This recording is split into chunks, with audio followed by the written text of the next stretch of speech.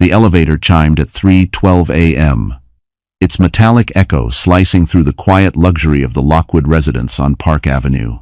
Adrian Lockwood stepped out, straightening the collar of his tailored charcoal blazer, the faint scent of Brielle's perfume still clinging to him like a secret he never intended to hide.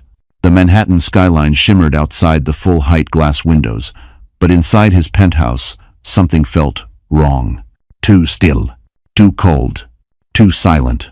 He closed the door behind him with a soft click, expecting the usual Elena asleep on the sofa with the baby monitor beside her, a blanket half slipping off her shoulder, one dim lamp left on because she was afraid of the dark after childbirth. But tonight, the lamp was off. All of them were. Adrian frowned. "Elena," he called out, voice low, almost cautious. He dropped his keys on the marble countertop, their sharp clatter echoing unnaturally in the dark hallway. No answer, only silence, thick and heavy. He loosened his tie, annoyed. "Elena, for God's sake, it's late. Don't play games." He walked deeper into the penthouse, past the modern fireplace, past Elena's half-finished cup of chamomile tea sitting cold on the coffee table. Her Kindle lay face down beside it. That wasn't like her. She never left it there. She always put it back in the drawer. A strange, uneasy pulse throbbed at the base of his skull. He moved toward the nursery. His hand froze on the doorknob. The nightlight was off. The hallway smelled faintly of baby lotion, but also of emptiness. When he pushed the door open, the darkness inside felt like a mouth swallowing him whole. Then his eyes adjusted. The crib, white, soft, expensive, sat in the corner. Empty. Every breath inside Adrian's chest stalled. He flicked the light switch. The sudden glow was brutal. Blankets. Gone. Diaper bag. Gone. All the bottles. Gone. The rocking chair where Elena spent hours comforting their son. Empty. "Elena," he whispered now, not irritated, not impatient, truly afraid. He searched the room, then the closet, then the bathroom. Nothing. Behind him, a gust of cold air swept from the living room. Adrian turned sharply. A piece of paper rested on the floor, as if deliberately placed where he would find it. He picked it up. A single line, written in Elena's careful handwriting. "By the time you read this, we're safe." No. His stomach plummeted. Then, another realization struck him, a realization far more terrifying than the empty crib, the dark house, or the missing wife. The safe in his study. He sprinted toward it. The door was open. Files were missing. And the USB, the one thing he could never afford Elena to see, was gone. The man who always controlled everything suddenly felt the ground crack beneath his feet. But he hadn't seen the worst part yet, because the real nightmare was waiting just beyond the study door. Adrian stood frozen in the doorway of his study, the open safe gleaming under the recessed lights like a gaping wound. For a long moment, he didn't move, couldn't move. His mind jerked between disbelief and the rising dread building in his chest like a pressure bomb. Elena wasn't smart enough to crack the safe. She wasn't bold enough. She wasn't capable. At least, that's what he had always believed. He knelt, touching the edges of the safe's door. No signs of forced entry. No scratches. No bent metal. Whoever opened it knew the exact code. The exact code only he should have known. "Impossible," he muttered, but the word felt thin and hollow in the air. He stood and scanned the study, the Mont Blanc pen still perfectly aligned on the desk, his iPad still charging, his cufflinks still in their velvet box. Nothing else was disturbed. It wasn't a robbery. It was intentional, precise, targeted. His phone buzzed in his pocket. He expected Elena's number, or a text that could explain any of this. Instead, one missed call, Lexford Technologies Security Department. 2 new messages. Brielle Vaughn. He ignored Brielle. For once, she didn't matter. He opened the voicemail from security. "Mr. Lockwood, this is Deputy Chief Monroe. We detected an unusual remote login to your personal financial server at 1:47 a.m. The attempt was authorized with your credentials. We need to confirm whether it was you. Call back immediately." Adrian's heart dropped into a cold, bottomless pit. Elena. It had to be Elena. But how? He paced across the study, trying to put the pieces together. Elena barely understood online banking. She once asked him how to reset her email password. The idea of her hacking into his financial server was absurd unless someone helped her. A sour taste crept into his mouth. "Who the hell did you run to?" he whispered. He stormed out of the study and marched to the bedroom. The sheets were tossed aside, still carrying Elena's faint scent mixed with baby powder. Her nightgown lay on the floor, her slippers were gone. He opened the closet. Half her clothes remained. Half were missing. Every item taken was strategic comfortable shoes, warm sweaters, baby carriers, Elena's nursing scarves. She didn't flee in panic. She packed to survive. He checked the bathroom cabinet. Her medication bottles were gone. So were the babies. Adrian's breathing quickened. The panic he once mocked in other men now wrapped around his throat like a tightening fist. He ran to the kitchen. The diaper bag was gone. The emergency cash envelope he'd hidden above the refrigerator gone. The spare car key gone. Elena didn't just run. She planned this. His hands trembled as he gripped the kitchen island. He felt a sting of humiliation. Elena, the fragile, soft-spoken woman who lived in the shadows of his ambition, had outmaneuvered him. That truth burned more than the missing USB, more than the empty crib, more than the cold house wrapped in silence. He whispered her name again, but this time it sounded like defeat. "Elena, what did you do?" He pulled out his phone and dialed her number one more time. A soft ringing echoed somewhere inside the penthouse. He followed the sound. It led him to the laundry room. Her phone sat on top of the washer. Screen cracked, still warm, placed there intentionally. Like a message. "You can't track me anymore." A chill crawled down Adrian's spine. Then, a faint creak. From the hallway. He turned slowly, because someone else was in the penthouse, and the person stepping out of the shadows was the last human being Adrian ever expected to see there. Adrian's breath hitched as the faint creak echoed down the hallway. For a moment, he wondered if it was just his nerves frayed, stretched thin, ready to snap. But then came another sound, unmistakable this time. The quiet, deliberate thud of a shoe on hardwood. Someone was here. In his penthouse. At 3 in the morning. The same penthouse guarded by a 24/7 doorman, keycard elevator access, and a private security system he paid thousands a month for. No one should have been able to enter without authorization. No one. Adrian moved slowly, every instinct sharp. He wasn't afraid he didn't do fear, but the unknown made his pulse quicken. He stepped out of the laundry room and into the dim hallway, illuminated only by the glow of the city seeping through the glass walls. "Who's there?" he demanded, voice deceptively calm. A shadow shifted near the nursery door. Then a figure stepped forward. Tall, dark coat, gloves, a face half hidden by the low light, but the voice smooth, measured, with that infuriating undercurrent of controlled intelligence, was unmistakable. "Relax, Adrian. If I wanted you dead, I wouldn't be standing in your hallway." Adrian's jaw tensed. Noah? Dr. Noah Whitfield, the neurologist. The man Adrian always despised without any logical reason, just a gut-deep knowing that the guy's mere existence rubbed him the wrong way. "What the hell are you doing in my home?" Adrian snapped. Noah stepped fully into the light. His expression was unreadable, which somehow made him even more dangerous. He looked too calm for the situation, too put together, his black coat dusted with frost from the cold Manhattan night. "I came because Elena asked for help," Noah said casually, as if discussing the weather. Adrian felt a heat rising in his chest. Rage, fear, jealousy, confusion, all tangled like barbed wire. "Elena hasn't spoken to you in years." Noah's gaze sharpened. "You sure about that?" The implication hit Adrian with the force of a slap. He moved in closer, eyes cold. "Where is she?" "That's not information you get to demand," Noah replied, unbothered. "Not anymore." Adrian clenched his fists. "She took my son." Noah tilted his head slightly. "Did she? Or did she take herself out of a dangerous situation you created?" Adrian laughed once, sharp and humorless. "You don't know anything about our marriage." "I know enough," Noah said quietly. "I know she came to me 2 months ago, asking if there were legal resources for a mother who feared losing custody. I know she showed me bruises that weren't from childbirth. And I know she begged me not to tell anyone, not even you." Adrian froze. His mind reeled. Bruise? Legal resources. 2 months ago? Elena had never. She wouldn't.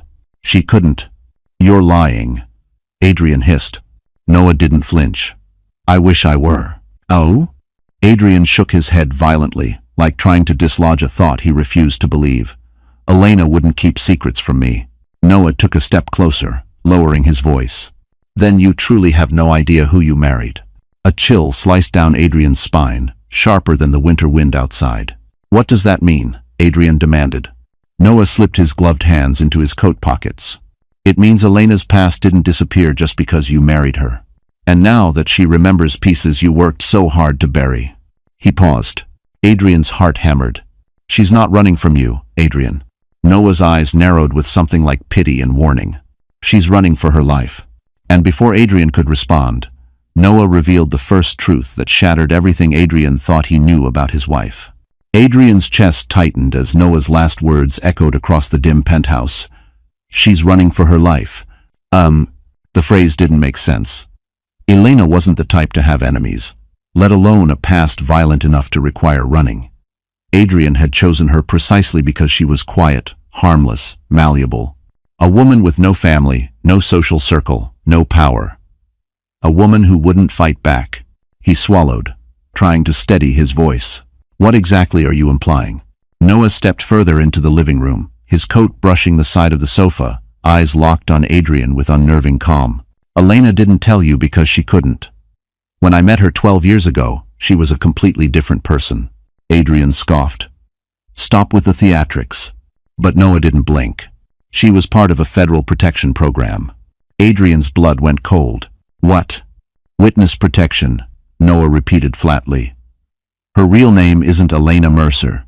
She testified in a corporate corruption case when she was 18. She saw something she wasn't supposed to see, something that made very powerful people want her gone. Adrian stared at him, stunned. That's impossible. I vetted her.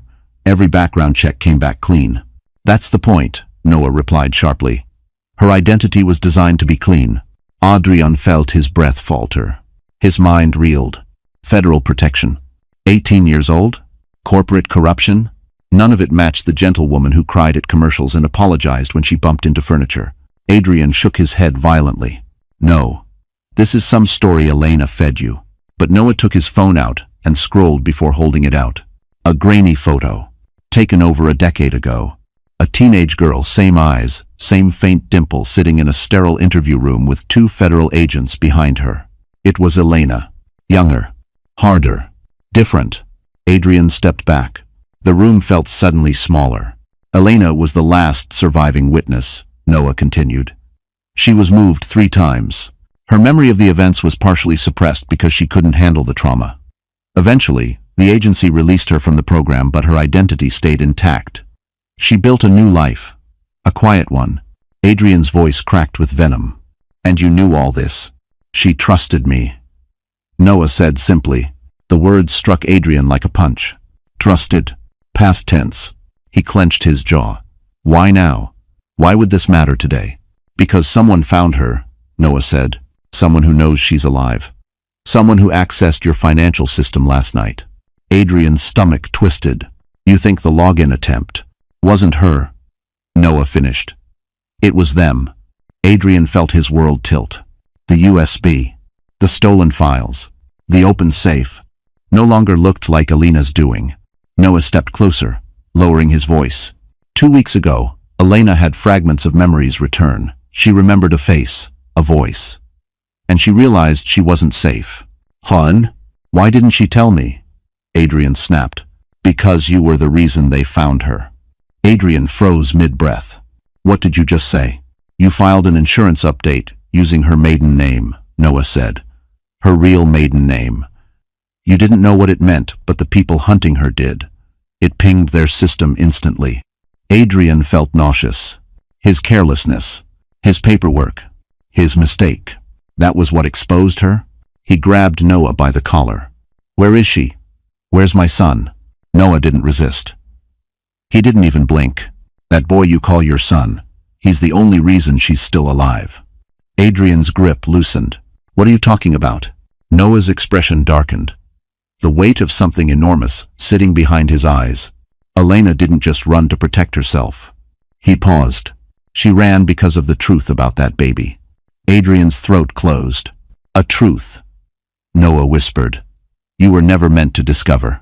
For a moment, Adrian thought the floor had dropped beneath him. Noah's words echoed like a slow-moving explosion inside his skull. A truth you were never meant to discover. His eyes narrowed. Say it. What about the baby? Noah exhaled, a long, heavy breath, as if deciding how much truth Adrian was capable of hearing. You really don't know, do you? Noah asked quietly. Adrian stepped forward, muscles taut, fury and fear coiling in his chest. Don't play games. Tell me. Huh? Noah held his gaze. The baby isn't biologically yours. The world snapped. The air, the lights, even the hum of the heater. Everything went silent. For a second, Adrian didn't breathe. Then he barked out a laugh, sharp, bitter, hysterical. That's impossible. I saw the IVF papers. Yes, Noah said. And those papers were forged. Adrian felt heat rising up his neck. By who? Elena would never. Elena didn't. Noah cut in. You didn't either. Someone else did. Someone who needed control over her. The implication hit him like a steel beam. Brielle, he whispered. Noah's eyes didn't flicker. You're not the first man she's manipulated, Adrian. Adrian staggered back, grabbing the edge of the kitchen island to anchor himself. His pulse pounded in his throat. Everything he thought he knew, his marriage, his child, his control fractured. He could barely form the words. Then whose child is he?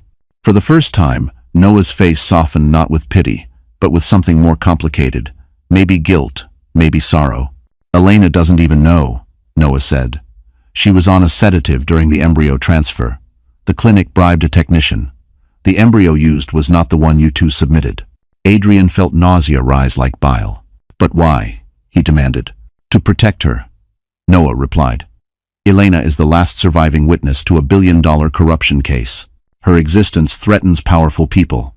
If she had a child connected by blood to them, she becomes valuable, untouchable. Adrian's mind spun. So the baby is a shield? A living one, Noah said. The child's DNA links him to someone they can't publicly acknowledge. Someone whose downfall would collapse too many financial empires. That's why Elena is still alive. They want to control her. They want to retrieve the child. Adrian swallowed hard. And suddenly, desperately, he needed to know something. So, who is the father? Noah hesitated. Tell me, Adrian growled. Noah looked him dead in the eyes. The DNA belongs to the son of a federal judge. And the judge is the same man Elena testified against when she was 18. Adrian felt the blood drain from his face. That's insane. No, Noah said softly. It's strategic. They lost Elena once. They won't lose her again. That's why she ran. Not from you, from the people who will do anything to reclaim that child. Adrian gripped the counter so tightly his knuckles whitened. And you're helping her? I'd help anyone in danger, Noah said. But Elena? She's different.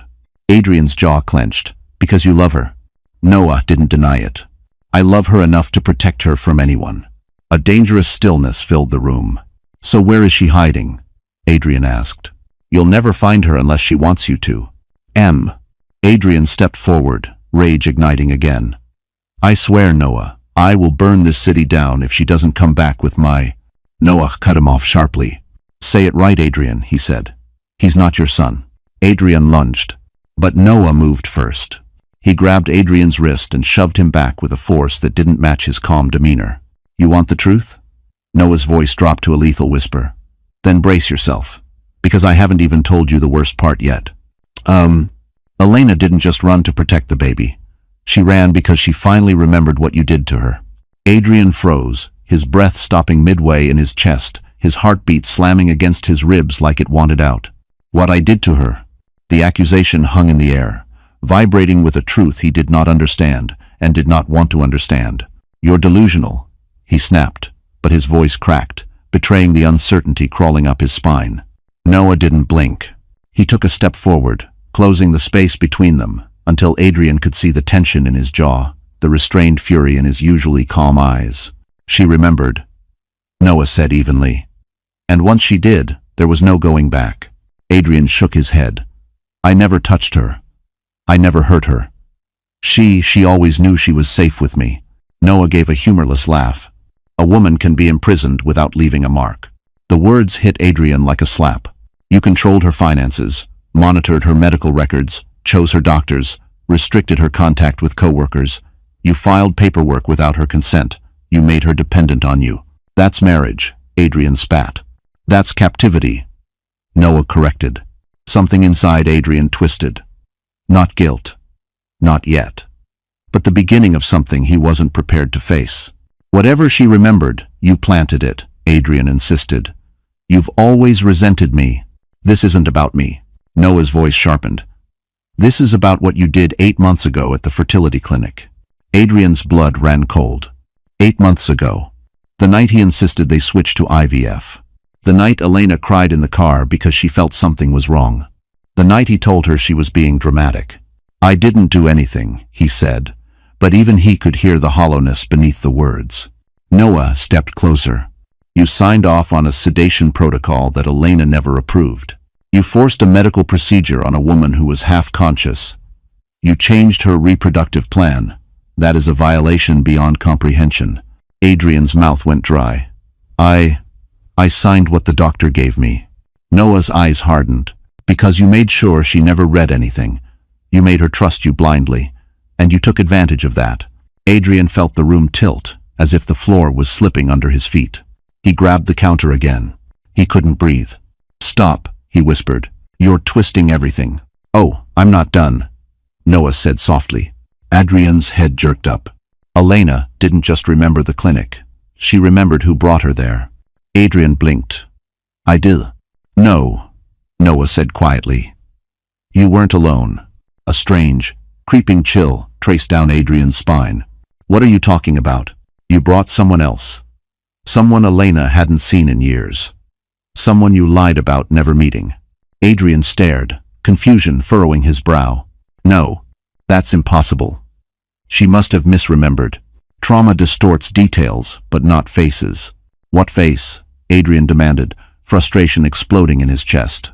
Noah inhaled slowly. She remembered Brielle. Adrian froze. No movement. No breath. Nothing. That's insane, he said after several seconds.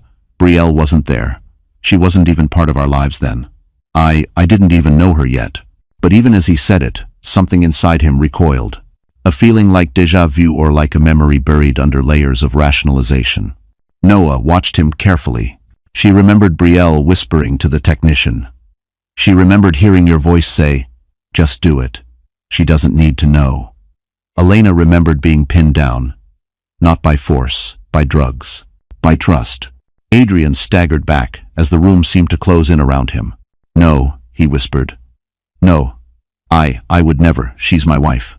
Exactly, Noah murmured. Which makes your betrayal unforgivable. Adrian felt his throat tighten until he could barely swallow. Why would I do something like that? He managed to choke out. Noah's expression shifted, less angry, more somber. Because Brielle convinced you that Elena's trauma made her unstable. That she couldn't handle a pregnancy. That you needed control. That you needed the child more than she did. Adrian's heart pounded, sickeningly loud. Noah leaned in. And once Elena remembered that Brielle was there that night, everything clicked. Adrian's voice trembled. Everything like what? Noah lowered his voice to a whisper. Everything including the fact that Brielle wasn't a stranger when she walked into your office 4 years ago. Adrian stared at Noah, as if the man had just spoken in a language no human should understand. Brielle wasn't a stranger when she walked into your office 4 years ago. The words pulsed through his skull like a slow, poisonous drumbeat. That's a lie, Adrian snapped, though his voice wavered. I met her in HR. She interviewed. She had a resume, a background check, credentials. Noah's expression didn't shift. She had a fabricated resume, a paid-off reference, and a background check that conveniently skipped 3 entire years of her life. That's impossible, Adrian said, shaking his head. Lexford's screening is airtight. They only screen for what they're told to look for. The sentence struck Adrian harder than he expected. He crossed the room restlessly, running a shaky hand through his hair. Why would Brielle go through that trouble just to get a job? Not for a job, Noah said. For you. Adrian turned sharply. Why me? You married Elena, Noah replied. You married the girl they spent a decade trying to erase, and you brought her into a public-facing corporate world. Eventually, someone was bound to notice. Adrian's pulse spiked. You're saying Brielle what? Targeted me? Stalked me? Set up an interview just to get close? She didn't set up the interview, Noah corrected. She engineered it. Adrian swallowed. His throat felt lined with sandpaper. But why would she help them? What does she gain? Noah hesitated for the first time, and that hesitation made everything worse. She wasn't just working for them, he said slowly. She's one of them. Adrian blinked. One of who? The Vaughn family isn't just wealthy, Noah said. They're tied to the exact financial corruption Elena testified about. Brielle grew up hearing your wife's real name like a curse. A chill crawled down Adrian's spine. No, he whispered. No, Brielle doesn't have that kind of influence. She's just an assistant. She's the half-sister, Noah said quietly, of the man whose empire collapsed after Elena testified, the son of the judge. Adrian stopped breathing for a full second. That's impossible, he finally managed. She would have told me. Noah let out a short, humorless breath. She didn't sleep with you because she loved you, Adrian. She seduced you because she needed access. She needed leverage. You were the key to getting Elena to resurface. Bud. A flash of memory struck him. Brielle at the fertility clinic, her hand on his arm, her whisper. Trust me, Adrian. You're doing the right thing. His stomach lurched. So she manipulated me, he murmured. She got into my life, into my marriage. She made me believe Elena was unstable. She didn't have to work hard, Noah said softly. You were already primed to believe the worst. Adrian stiffened, stung. Don't pretend Elena was perfect. She wasn't, Noah agreed, but she wasn't dangerous. She wasn't broken. She was scared, and you made fear her entire environment. Adrian's jaw clenched. Then why did she stay with me? Noah met his eyes. Because she didn't remember who she was. Trauma erased it. She built her identity around you because it was all she had left. The sentence landed like a strike. Adrian looked away, gripping the back of a chair until his knuckles bleached white. I didn't mean to hurt her, he muttered. Noah's voice softened, not sympathetic, but certain. I know. But intent doesn't erase impact. A long silence hung between them. Finally, Adrian lifted his head. Where is she now, Noah? Tell me. Noah's eyes darkened. She's with someone who can protect her. Someone who's been waiting years for this moment. Adrian's pulse thundered. Who? Noah stepped closer, lowering his voice. Elena didn't run alone. She didn't even choose where to go. Adrian swallowed hard. Then who chose? Noah's answer was a quiet, lethal blow. The person who picked her up at 2:14 a.m. was the same man who erased her identity 12 years ago, and he wants the baby back. Adrian felt the air shift, as if the temperature in the penthouse dropped 10 degrees. Noah's words sat heavy in the silence, each one puncturing Adrian's chest. The same man who erased her identity 12 years ago. 1. Adrian swallowed hard, trying to bring reason back into a moment that had spun violently out of control. You expect me to believe, he said slowly, that the federal agent who put her into witness protection suddenly decided to take her, at 2 in the morning, without notifying anyone? Noah didn't flinch. Not federal agent, he corrected. Former federal agent. Adrian blinked. Falma? He left the program 9 years ago, Noah said. Under ethical concerns. But no one leaves WITSEC clean, Adrian. When he walked out, he took knowledge worth millions. Adrian's jaw tensed. And you're telling me that man found her? After 12 years. He never stopped looking, Noah said quietly. The case Elena testified in destroyed 3 corporations, 2 judgeships, and an entire financial ring. Her testimony was the spark, but the people hurt by it. They were fire. Adrian's mind raced. His thoughts had no edges, just panic spilling into every direction. Why would he betray her? He protected her. Noah hesitated the first sign. This situation was bigger and darker than even he wanted to admit. He wasn't supposed to get close to her, Noah said. But he did. Too close.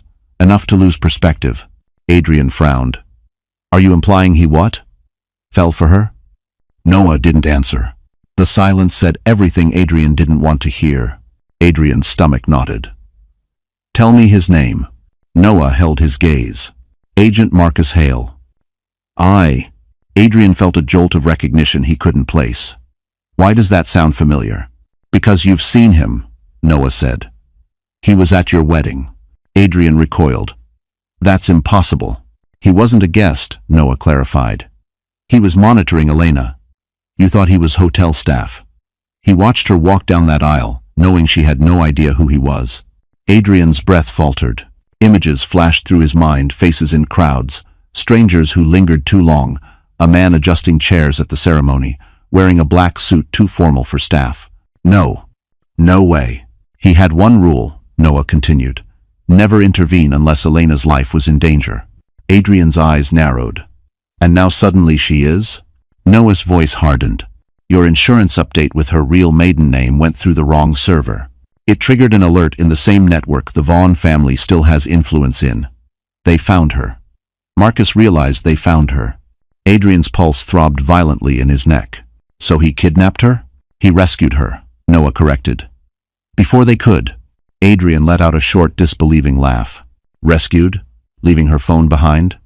Breaking into my safe? Taking my... He didn't take your son, Noah snapped. Marcus took their leverage. The baby connects too many powerful people. If those people lose access, they lose protection. They lose money. They lose everything. Adrian struggled to steady his breath. So Marcus Hale is what now, a savior, a hero?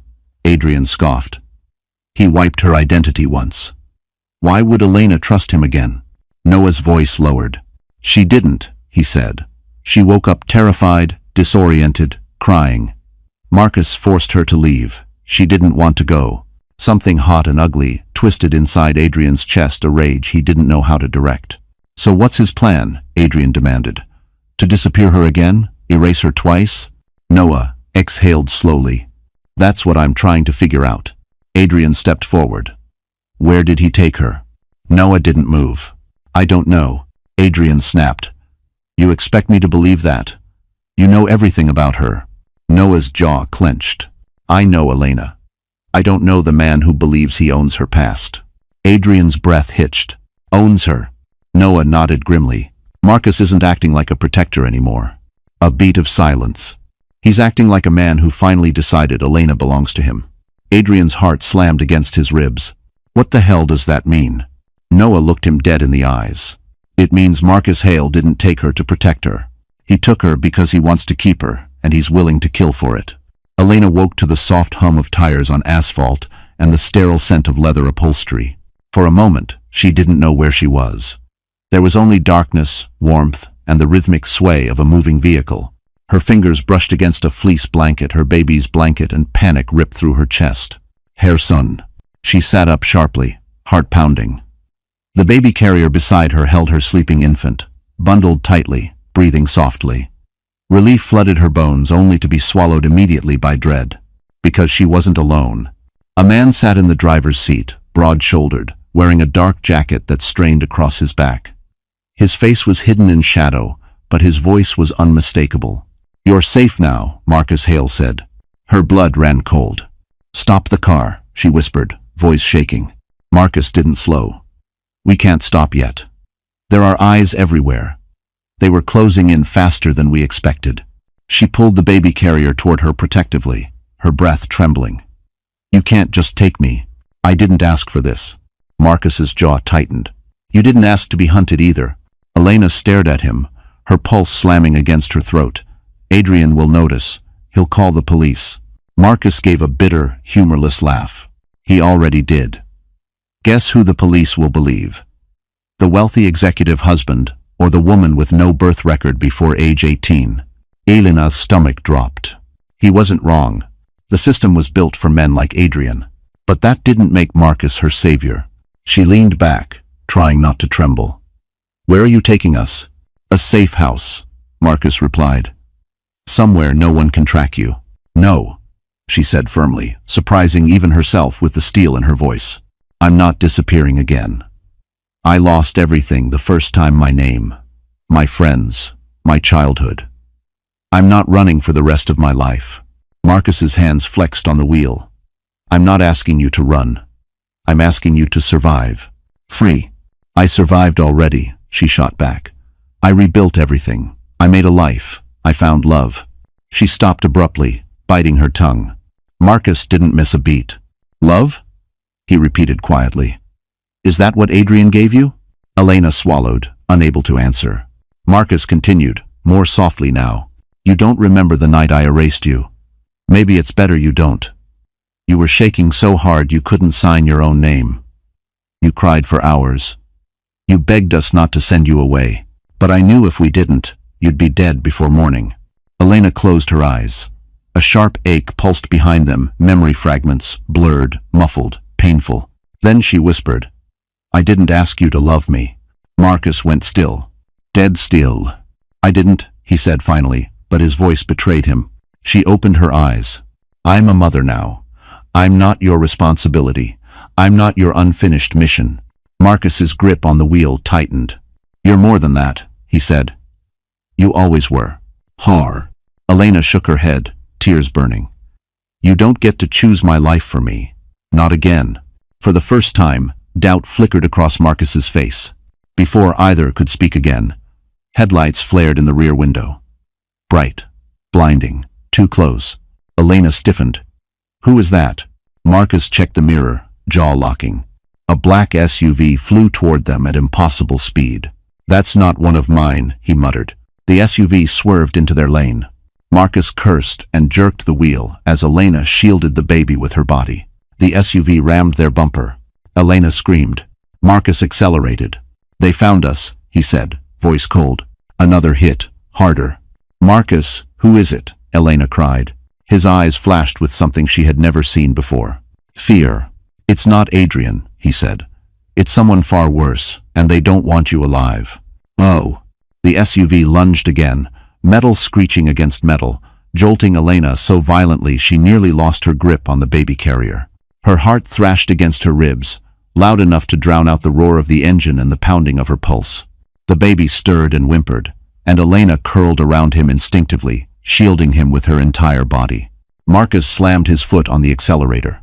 The tires screeched across the wet highway, sending up a mist of dirty water as the car surged forward. Hold on, he barked. I am holding on.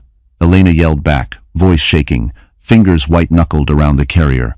The SUV behind them swayed, regained control, and shot forward again intent, relentless, a predator with headlights. Who are they? She cried.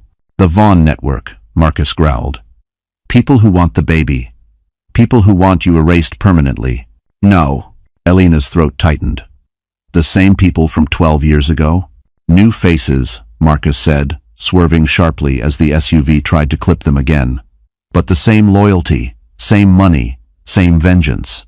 The dark highway curved along the river.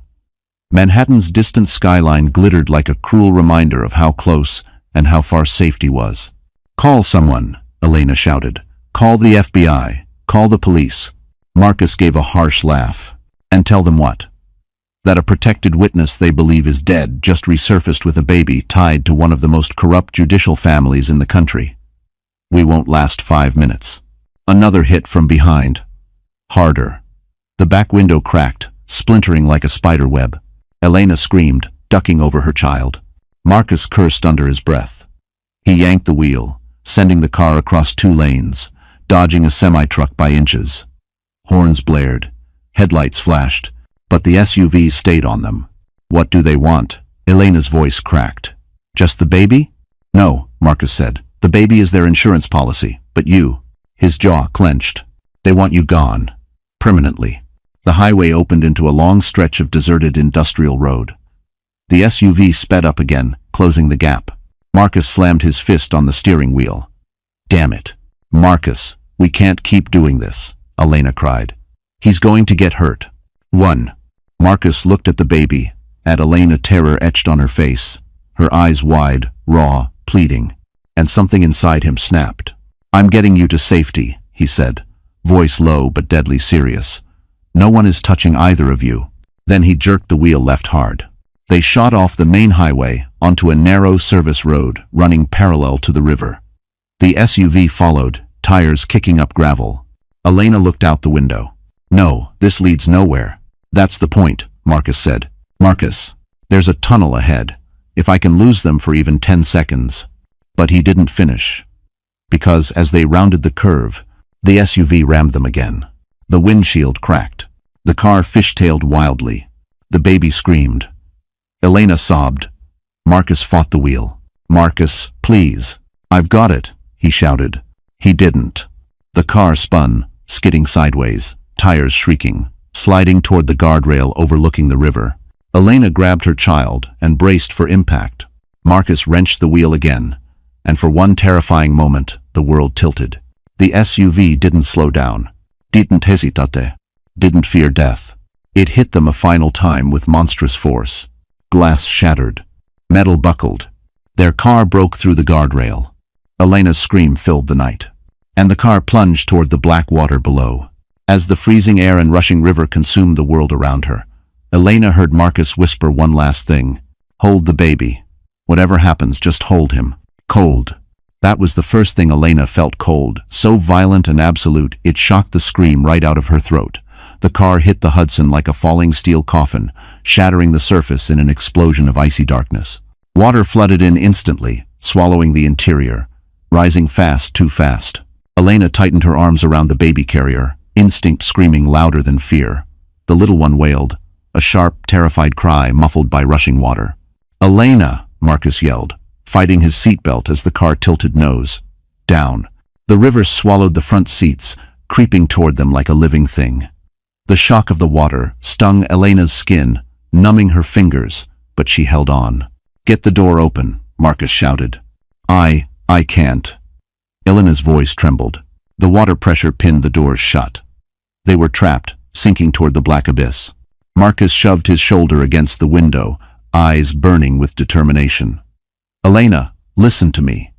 Keep the baby above water as long as you can. I'll break the glass." The car creaked as it sank deeper. The back seat filled to Elena's waist. Her teeth chattered violently. She pinned the baby to her chest, her own body shielding him. "Marcus, hurry," she cried. He slammed his elbow into the window once, twice snarling against the pane. Cracks formed, spidered, spread. The car groaned as the river pulled it downward. "Elena, when the water fills completely, take a deep breath," Marcus shouted. "When the pressure equalizes, the door will open." "I can't, Marcus. I can't breathe." "Yes, you can," Marcus roared. "Your son needs you. Hold on." The water surged past Elena's shoulders. She gasped for air, pressing the baby to her neck, feeling his tiny heartbeat hammering frantically. The window finally shattered outward, releasing a violent rush of bubbles and river water. "Now," Marcus roared. "Get out, go." Elena kicked off her shoes and pushed, kicking her legs, forcing herself and the baby carrier toward the broken window before the suction dragged them down. Her lungs burned. Her limbs shook. The cold cut like knives. "Marcus!" She screamed underwater, losing precious air. He grabbed her arm and shoved her through the opening with a strength fueled by terror, not power. The river swallowed them both as the car vanished below into darkness. They kicked upward, breaking the surface in an explosion of gasps and freezing air. Elena sucked in breath after breath, her chest seizing. The baby cried alive. Alive. Marcus kept one arm around Elena, the other cutting through the waves. "The current's strong, we have to move sideways, not forward." But the river wasn't on their side. The current pulled them hard, dragging them downstream, spinning them toward the shadowed pylons of an old industrial bridge. "Look out," Marcus shouted. Elena clutched the baby tight as the water hurled them toward the concrete pillar. Marcus shoved her away from the collision, taking the hit himself. His cry was swallowed by the wind. "Marcus," Elena screamed, reaching for him. "I'm fine," he gasped, though his face contorted in pain. "Keep the baby above the water." But she knew he wasn't fine. Blood spread in the water around him, faint but unmistakable. The baby wailed louder as the current dragged them farther from the crash site. "Marcus, we're not going to make it." "Yes, you will." Marcus tightened his grip on her coat. "There's a service ladder near the pier, look for the light." "Swim, Elena, swim." "Le." She saw it then, a faint yellow glow flickering against the concrete. Hope. Elena fought the current with shaking arms, kicking with every ounce of strength left in her. Marcus stayed behind her, guiding her, pushing her when she faltered. "Almost there," he gritted out. "Don't stop." Her fingers brushed metal. She grabbed the ladder with a sob, clinging to it with frozen hands. The baby cried weakly. Elena reached up, then felt Marcus's hand slip from her waist. "Marcus?" she gasped, twisting around. He wasn't answering. He wasn't swimming. He was sinking. And in the moonlit river, Elena saw why blood spreading from a deep wound near his ribs as the current pulled him under. Elena's scream tore through the icy night as Marcus slipped beneath the churning surface, his dark hair swallowed by the black water. For one horrifying heartbeat, she couldn't move. Her fingers clung to the cold metal ladder, knuckles white, the baby's thin cries vibrating against her chest. "Marcus," she shouted, voice breaking over the wind. But the river didn't care. The river kept secrets. The river kept bodies. The current dragged him backward, his arms weak, his head dipping under again and again. Blood pooled in faint red clouds around him, vanishing instantly in the merciless water. Elena's chest constricted.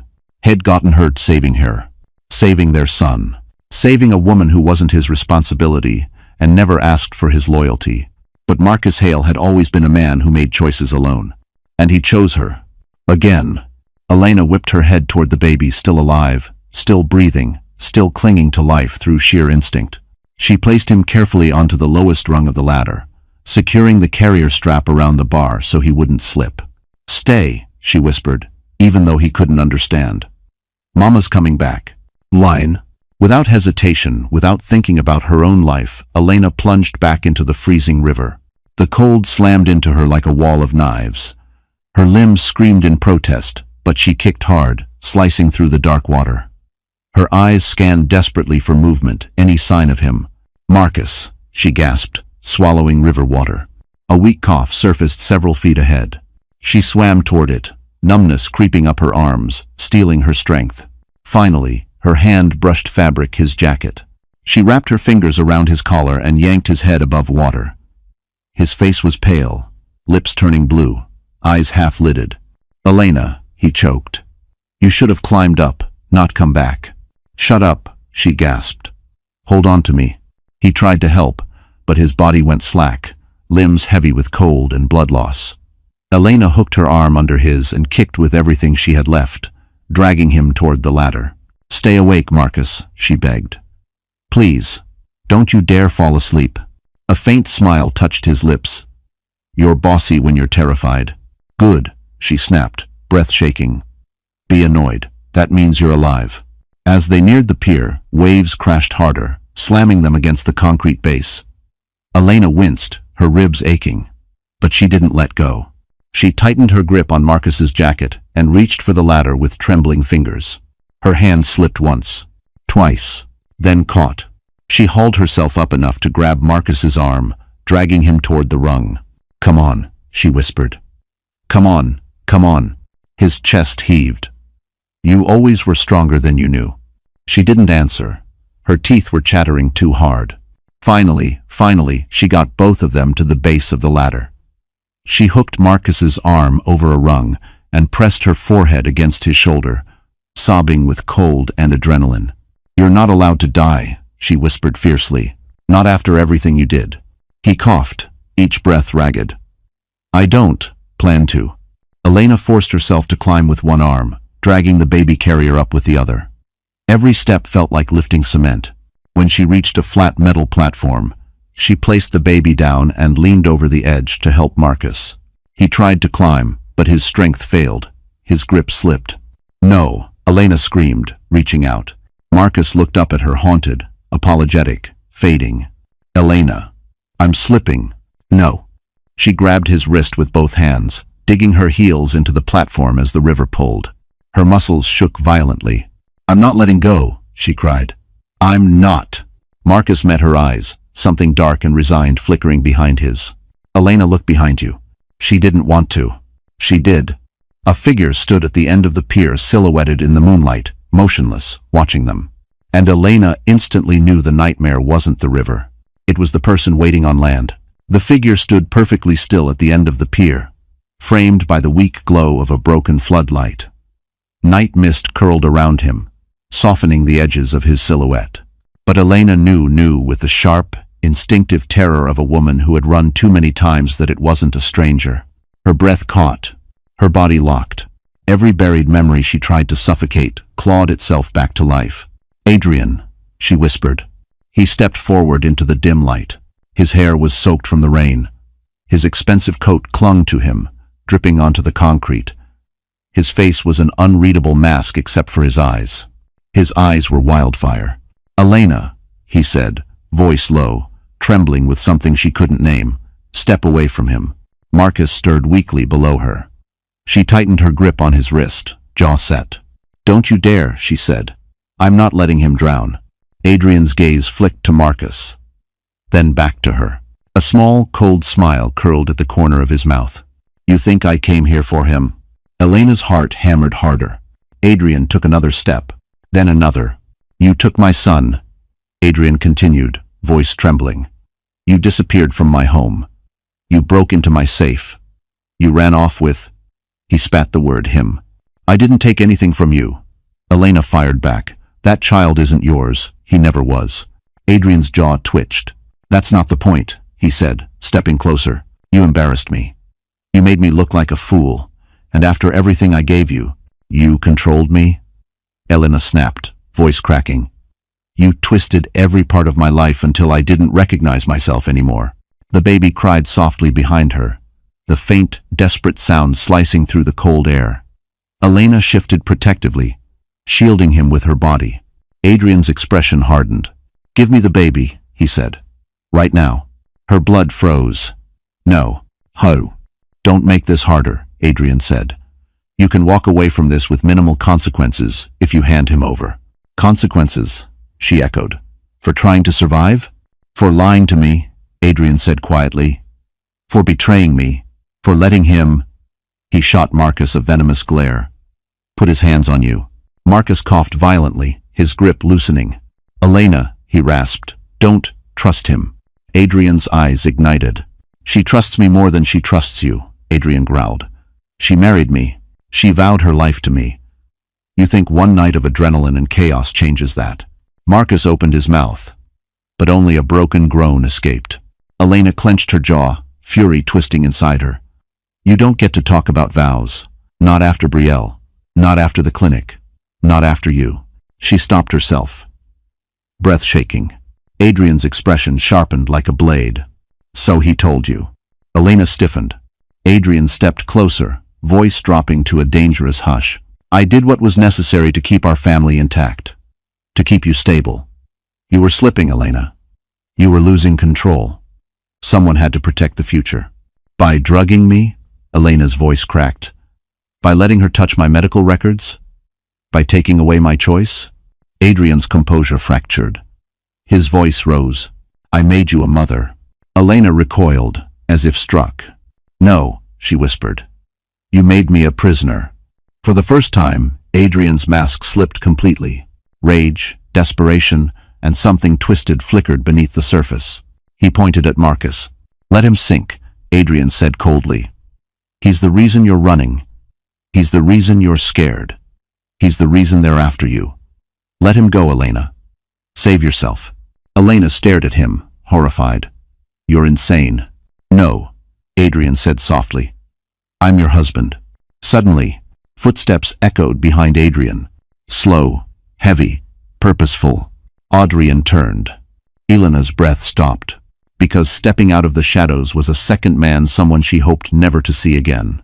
And when their eyes met, Elena finally understood. Adrian was not the worst thing waiting for her tonight. The footsteps were slow, deliberate, each one a verdict echoing across the cold pier. Elena's pulse skittered painfully in her throat as the shadow behind Adrian solidified into a towering figure. When he stepped into the broken floodlight, the breath collapsed in her lungs. Judge Alistair Vaughn, the man Elena testified against at 18. The man whose empire rotted from the inside once she spoke. The man she had spent 12 years trying to forget. His presence felt like a nightmare clawing its way into reality. "Hello, Elena," Vaughn said, voice deep and unnervingly calm. "You've grown." Her chest tightened. Memories slammed into her interrogation rooms, whispered threats, the night Witsek dragged her into a van. And his voice. Always his voice. Adrian stiffened. "Judge Vaughn, what are you doing here?" Vaughn lifted one brow, as if amused by the question. You're speaking to the wrong man, Adrian. I haven't been a judge in years. He smiled, cold and slow. But influence, that lingers. Adrian swallowed hard. You told me you wanted Elena found, not— Yes, Vaughn interrupted, found. Not stolen by a man who still believes he's part of the Bureau. His gaze slid past Adrian toward Marcus. Marcus hung onto the ladder with one trembling hand, blood pouring from his side, breath ragged. He looked up at Vaughn with pure hatred. You, Marcus rasped. You're supposed to be in prison. Vaughn chuckled, his coat shifting in the wind like dark wings. Oh, Agent Hale. Rules bend for the wealthy. I am surprised you haven't learned that by now. Elena felt her skin crawl. She tried pulling Marcus farther onto the platform, but he groaned in agony. Stop, Marcus whispered. He'll kill you if you move too fast. Vaughn stepped closer, shoes clicking softly. You should have died that night, Elena. I warned them letting a frightened teenage girl testify would come back to haunt all of us. His eyes flicked to the baby carrier. And yet, here we are. Elena's arms wrapped around the child reflexively, protectively. Adrian stepped between them. Vaughn, you said no one would get hurt. You said we just needed the child. Elena's breath hitched. We? She whispered. Adrian froze. Vaughn smirked. You didn't tell her? Elena's throat constricted. Tell me, what? Adrian didn't answer. Vaughn did. Adrian has been working with me for months, he said. He did not call the police when you vanished. He called me. His gaze sharpened. And he agreed to trade your son for immunity. His career, his reputation, his freedom. Elena felt the world tilt sideways. Her vision blurred, breath fracturing. Adrian, she whispered. You wouldn't. Adrian's face crumpled, not with guilt, but with panic. Elena, listen. I was protecting— You were protecting yourself, Marcus croaked. Adrian rounded on him, voice splintering. You don't get to talk. She was my wife. She was never yours. Marcus spat. Adrian lunged. Vaughn lifted one hand calmly. Stop. Adrian froze mid-step like a reprimanded child. Vaughn's eyes gleamed. It's touching, really. Both men fighting over a woman who was never meant to survive. Elena shook with fury. You're not taking my child. Vaughn's smile widened. That child does not belong to you. He belongs to a legacy far greater than you could ever understand. Elena's voice broke. He is my son. Biology disagrees, Vaughn replied. Elena staggered back as if hit. Marcus tried to rise, but collapsed, groaning in agony. Don't. Listen. He's lying. Vaughn drew closer, his shadow swallowing the pier. Elena, he said softly, I'll offer you one chance. Bring me the child, and I'll let you walk away. She stepped back, trembling. Never. Vaughn nodded once, almost polite. Then you leave me no choice. He lifted his hand. Adrian reached inside his coat. Elena froze, because she suddenly realized Adrian wasn't reaching for a phone, or keys, or a wallet. He was reaching for something far worse. Something metal. Something deadly. Something— He pointed straight at Marcus. For one suspended moment, time froze. Adrian's arm extended, the metallic glint of the gun catching what little light the broken floodlamp could offer. His chest heaved, his face twisted, not with certainty, not with righteousness, but with something uglier. Desperation. Elena, he warned, voice cracking, step away from him. But Elena didn't move. Couldn't. Her legs felt fused to the icy metal platform. Marcus lay half submerged at her feet, his face drained of color, breath ragged, the river licking at his side like it wanted to reclaim him. His eyes flicked up toward her, pleading not for himself, but for her to protect the child. Elena, don't let him. Marcus groaned. The baby whimpered, sensing the tension, the cold, the danger. Elena curled an arm around the carrier, her entire body trembling. Judge Vaughn took a leisurely step forward, almost amused. I told you, Adrian. Sentiment clouds your aim. Shut up. Adrian hissed without looking at him. This is your fault. My fault? Vaughn's voice dipped like silk over broken glass. You were the one who reached out. You were the one who begged me for leverage. You were the one who wanted the child out of Elena's hands. Elena's breath hitched. A sob clawed her throat. Adrian, you tried to take my baby? She whispered. He winced as if struck. Elena, listen to me. You were spiraling. You were seeing threats everywhere. I needed control. You mean ownership, Marcus rasped. Adrian snapped. Shut up. The gun shifted dangerously. Elena cried out. Please, Adrian, stop. Put it down before you do something you can't undo. But Adrian's eyes were wild, darting between her and Marcus, unhinged by fear and betrayal. He ruined us, Adrian whispered. He turned you against me. You don't understand, he's been manipulating you since the day he met you. He wants you for himself. Marcus forced a weak laugh, coughing blood. You're projecting, Lockwood. Adrian's face contorted. Elena is my wife. No, Elena said softly, but her voice carried power she didn't know she had. I was your possession, not your partner. Adrian flinched. His grip faltered. The gun wavered. Judge Vaughn's smile thinned. Aim higher, Adrian. He's already dying. Adrian's breath came fast and uneven. Elena, please, he begged, eyes glistening. Choose me. Show him you're mine. Elena stared at him, tears falling silently down her cheeks. She saw it all clearly now. The manipulation, the isolation, the lies, the cruelty disguised as protection. Marcus, half-conscious, whispered hoarsely, Don't you dare choose him. Adrian snapped the gun back at Marcus. Stop. Elena screamed, but her scream didn't stop the sound. The gun fired. A single deafening crack ripped through the night, echoing across the river. The baby wailed. The world jerked. Elena's vision blurred. She expected to see Marcus's body slump, expected to hear his last breath, expected the horror to end in one irreversible moment. But something else happened. Marcus didn't fall. Adrian did. His gun clattered onto the pier. His knees buckled. His eyes went wide with shock, staring at the red blooming across his shoulder. A gunshot from behind him. Judge Vaughn jerked his head toward the far end of the pier, fury ripping across his face. Elena followed his stare and dropped her breath in disbelief. A third figure stood in the shadows. A silhouette she knew. A voice she had prayed to hear again. No badge. No gun raised now, but an unmistakable presence.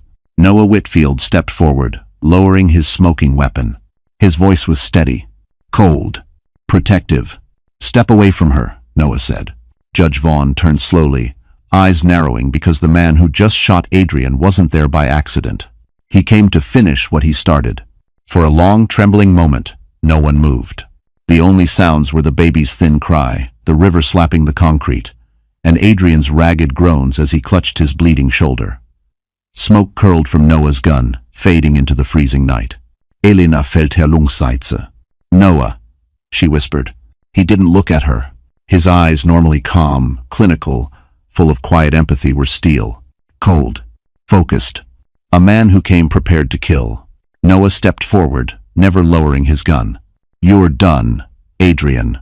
Adrian spat blood, fury twisting his features. You broke into my home. You stole my wife. You lied about everything. She's not your property, Noah said. She never was. Before Adrian could answer, Judge Vaughn let out a slow, mocking clap. Well, Vaughn drawled, isn't this touching? The doctor who thinks he's a hero. The agent drowning below. The wife who can't decide which man to run to. Noah shifted his stance, pointing the barrel directly at Vaughn now. I'm not here to negotiate. Vaughn raised both hands in a mock surrender, lips curling in amusement. Then go ahead. Shoot. But know this, if I die, 50 names hit the headlines by sunrise. 50 names who want that child. And they will come. 10 times harder. 10 times less patient. Elena's heart plummeted. Noah, she whispered. He's telling the truth. Noah didn't look at her. He didn't break eye contact with Vaughn. I know, Noah said quietly. Which is why I'm not here to kill him. Vaughn blinked. Noah reached into his coat with his free hand and pulled out something small, black, thin, with a flashing green light. A signal blocker. He tossed it onto the pier. It crackled softly. And, suddenly, Elena understood. He didn't come alone. He didn't come blind. He came prepared for war. Marcus got a message out before the crash, Noah said. Every federal agency you ever bribed is tracking your location. Vaughn's smile faltered, only slightly. You think WITSEC will protect her again? Vaughn scoffed. They abandoned her the moment she wasn't useful. No. Noah said. That's why I'm here instead. The implications shattered through Elena like lightning. Noah wasn't acting under any agency. He wasn't following orders. He was fighting for her. For someone who claims to have no badge, Vaughn said. You're awfully willing to die for a woman who barely knows who she is. Noah's jaw tightened. She doesn't need to remember who she was. She needs to survive who you are. Vaughn's eyes narrowed. His hand slipped subtly inside his coat. No. Elena screamed. But Noah fired first. The bullet struck Vaughn's hand, sending his hidden weapon skittering across the concrete. Vaughn cursed, holding his bleeding palm. Noah moved faster than Elena had ever seen him move. He closed the distance in 3 strides, kicked Vaughn's gun over the edge of the pier, and pressed his knee into Vaughn's chest, pinning him hard. Adrian stared in disbelief. You're insane. Whitfield, he'll destroy all of us. Noah didn't look back. That's the plan. Elena's breath hitched. Noah. What are you doing? Noah reached into Vaughn's coat again, ripping out a burner phone. He tossed it to Elena. Smash it. Now. Elena stomped it against the concrete until it shattered. Good. Noah said without looking at her. That's one less way they can track him. And the others? Vaughn sneered. Noah pressed the muzzle of his gun to Vaughn's throat. I'll take them one by one. Elena's trembling hands wrapped around the ladder. She looked down. Marcus was unconscious. His head tilted, his body limp, the river tugging him back toward death. Noah, Elena choked. Marcus, he's not breathing. Noah's eyes flicked toward the water. For the first time, a crack of fear split through his calm. Elena, he said, voice dropping. Don't let go of him, whatever you do. Not let go. Because beneath Marcus, something huge moved in the water. Something rising. Something not human. Something Vaughn had been waiting for. Elena froze, half crouched, half hanging over the edge of the pier, staring into the swirling black water below. Marcus's limp body bobbed weakly with the current, his head dipping under, resurfacing only when the river reluctantly spat him back up. But that wasn't what made Elena's blood turn to ice. Something below him was rising. Slow at first, then with purpose, then with hunger. Noah, she screamed. Something's in the water. Noah's head snapped up. He shoved Vaughn flat against the pier with one hand and aimed downward with the other. Gun steady. What do you see? Noah demanded. Elena's voice quivered. I can't. Something big. It's circling him. Vaughn laughed. Actually laughed. A low, cold, dead thing of a sound. You think I came here without insurance? Vaughn hissed. Boy Hale wasn't supposed to make it out of the river. No one survives my river. Noah slammed Vaughn's head into the concrete hard enough to crack it. Shut up. But Vaughn only grinned through the blood on his teeth. Check the current beneath him. You'll see. Elena looked again, and this time she saw it clearly. A glint of metal. A mechanical shimmer just beneath the surface. Too straight. Too precise. Too controlled. No, she cried. It's not an animal, it's a drone. Noah's eyes widened. A retrieval drone? Vaughn chuckled. You should know, Doctor. The Vaughn family doesn't leave evidence floating. Elena's stomach lurched. It's trying to pull him under. And it was. The water churned harder around Marcus's torso as the machine latched onto something beneath the surface, his belt, his jacket. She couldn't tell. But it began to drag him down, steady and merciless. No, Elena whispered, panic clawing her chest. No, no, no, Marcus. She dropped to her knees, reaching with both hands, but the river yanked him farther out. Elena, get back, Noah barked. I'm not leaving him, she shot back. Elena, you'll go in too. I don't care. On. Noah cursed under his breath. He stood, shoved his gun into the waistband of his coat, and sprinted toward her. His boots slammed the metal, leaving echoes behind him. Elena, move. Noah, he's sinking. Marcus slipped under again, longer this time. Too long. Elena screamed, plunging her entire arm into the water, reaching blindly. Please, please, Marcus, grab me. Nothing. Only river. Only cold. Only emptiness. Her heart shattered. No. No. Get up, get up. Then, suddenly, a hand. His hand.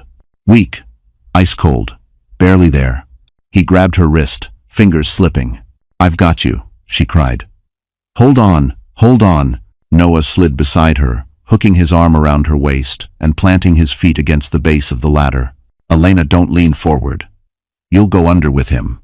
He's slipping. She sobbed. He's slipping. That's the drone, Noah growled. It's pulling him. Vaughn watched from the ground, smiling like a king observing a doomed battle. That man dies tonight, Vaughn murmured. Noah snapped his gaze toward Vaughn. Not if I kill you first. He yanked a knife from his boot. Elena had never seen it on him, and without hesitation, he stabbed downward into the water, aiming for the metallic shimmer dragging Marcus. Sparks erupted. The drone jerked violently. A mechanical whine pierced the night.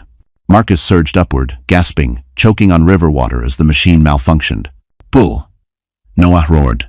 Elena and Noah hauled Marcus upward together inch by agonizing inch, until his body slumped onto the metal platform. He collapsed, unconscious again, barely breathing. Elena fell over him, sobbing.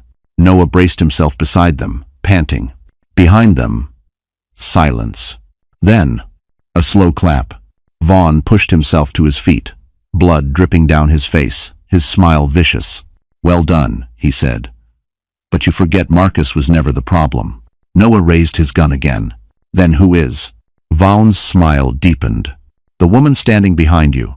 Elena turned, and her scream split the night because Brielle Vaughn was there, holding the baby carrier in her hands. Elena's scream tore across the pier, raw and primal. No. Brielle Vaughn stepped fully into the light, her blonde hair soaked from the rain, her coat clinging to her like a second skin. But it was the baby carrier in her hands, the one Elena had secured on the platform seconds earlier, that made Elena's knees buckle. The baby whimpered softly. Confused. Cold. Alive. Brielle smiled. A smile Elena had once mistaken for harmless friendliness. You didn't think I'd miss my chance again, did you? Brielle purred. Noah's gun whipped toward her instantly. Put the carrier down, now.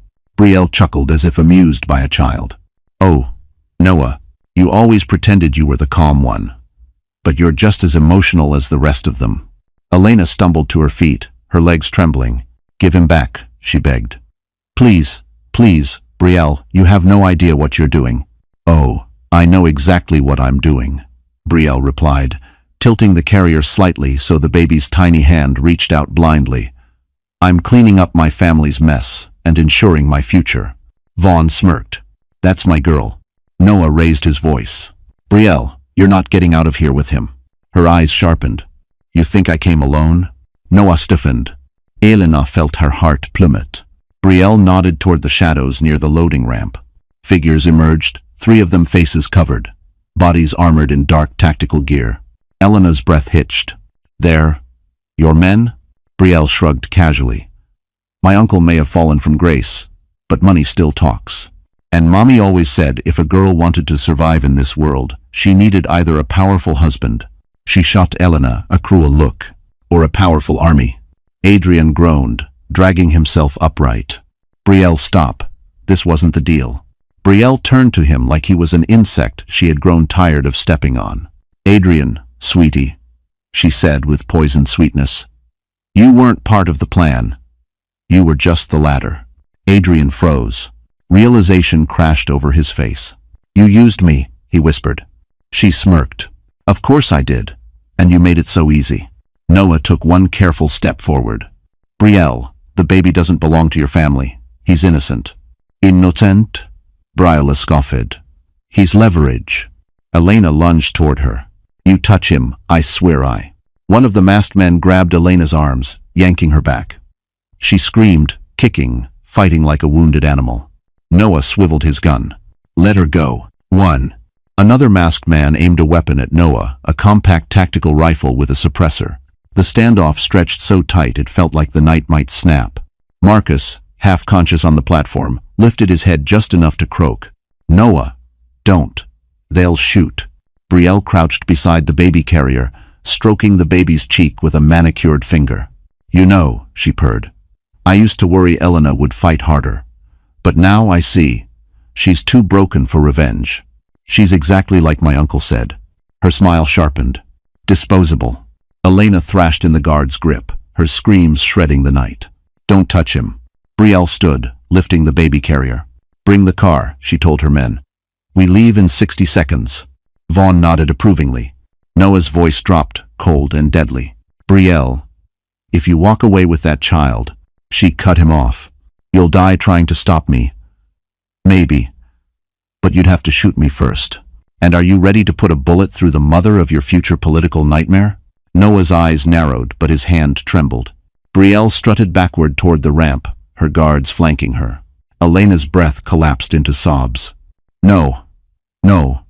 Please. Don't take him. Brielle paused, tilting her head. Oh, Elena. Her smile turned razor-sharp. I already took your husband.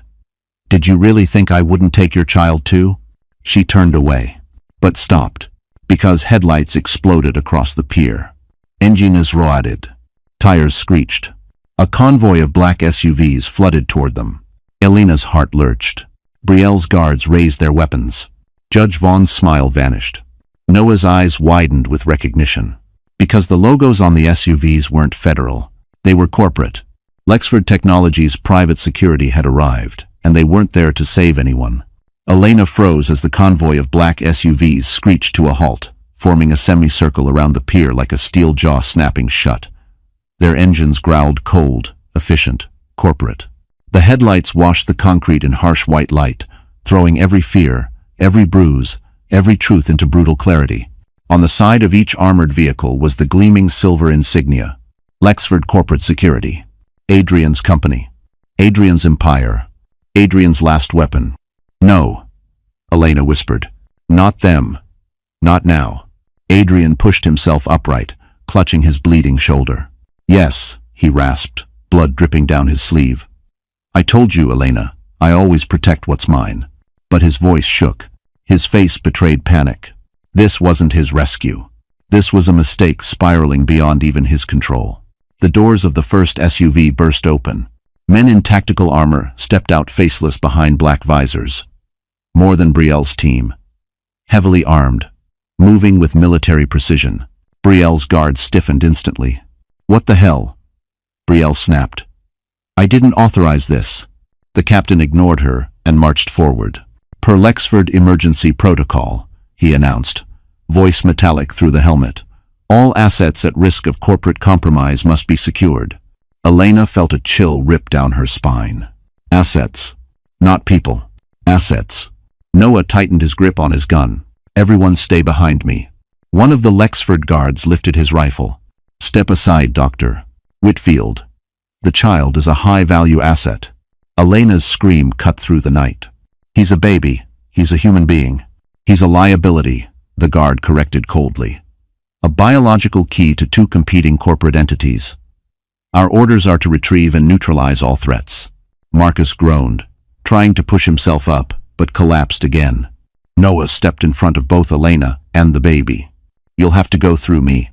That was the expectation, the guard replied. Brielle snapped her fingers at her own men. Stop them.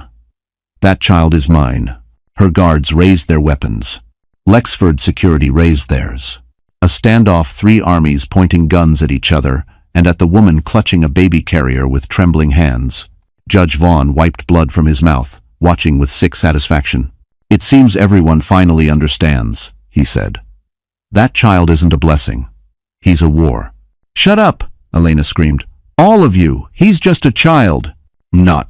Her voice cracked, echoing across the pier, carried by the river wind. Silence followed. For one single beat, the world listened. Then, the Lexford captain lifted a hand. A signal. Take the child, he ordered. Use lethal force if necessary. Everything erupted at once. Gunfire exploded. Shouts tore the air. Brielle lunged backward with the carrier. Noah fired, dropping the guard nearest Elena. Elena grabbed the carrier with both hands, screaming as two forces pulled on it in opposite directions. Noah, she cried, help me. Noah sprinted toward her, but Lexford weapons redirected instantly, forcing him into cover behind a rusted shipping crate. Bullets sparked around him. Adrian crawled toward Brielle, blood streaking the ground. "Give him," he gasped. "To me." Brielle kicked him in the chest. "Get out of my way, Adrian." Another shot fired too close.